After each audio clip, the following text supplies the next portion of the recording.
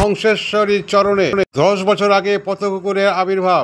বেঈমান আমরা হলো আমাদের মধ্যেও কিছু মানুষ আছে বলেই সারমেয় তথা পথের কুকুর অসহায় রোগে আক্রান্ত হলে চিকিৎসা করা হয়।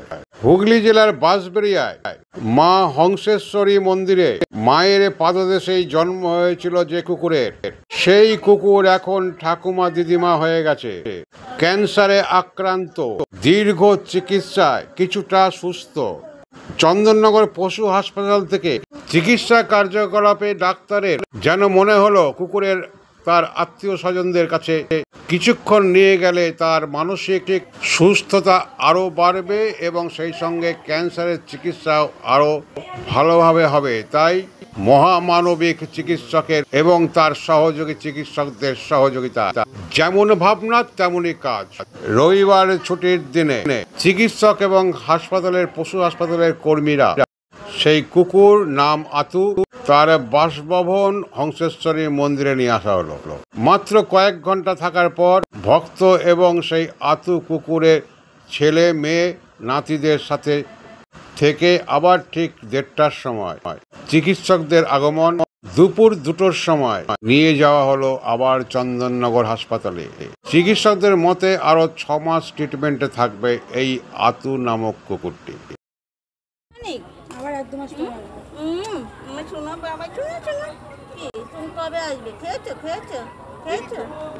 ভালো থাকবে।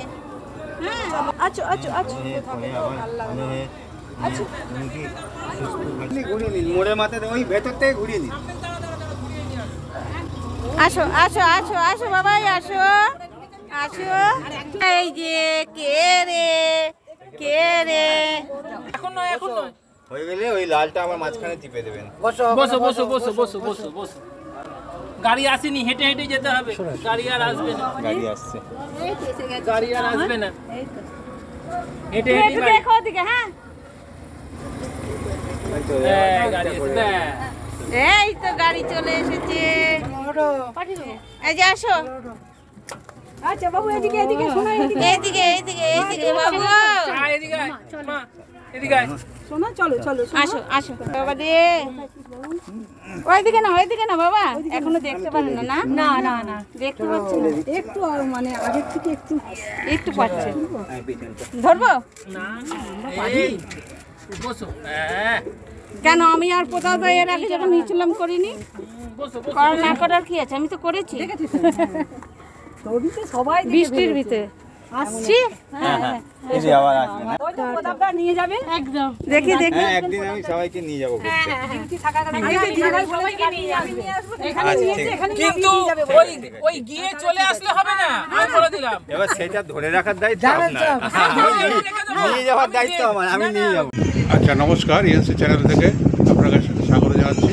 এই যে হংসেশ্বরের মন্দিরে আমরা গিয়ে দেখলাম যে সারমেয় তথা কুকুর রয়েছে, সেখানে ভক্তরা ঘিরে রয়েছে এবং উৎসাহী দেখলাম। এই কুকুরের ইতিহাসটা কি? কুকুরের ইতিহাস আমরা আগে বলেই রাখি।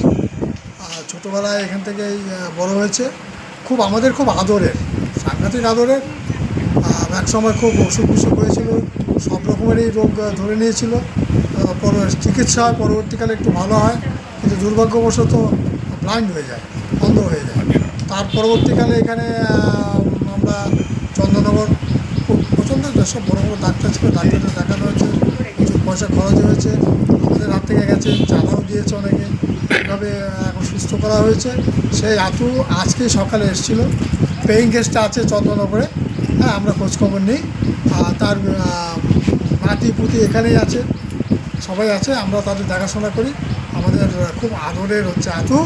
আজকে সকালে এসেছিল, বিকেলে যাওয়ার কথা ছিল, কিন্তু ওখানকার যে ডাক্তার আছেন উনি বলছেন না, বেশিক্ষণ দেখা যাবে না, তাড়াতাড়ি পাঠিয়ে দেন।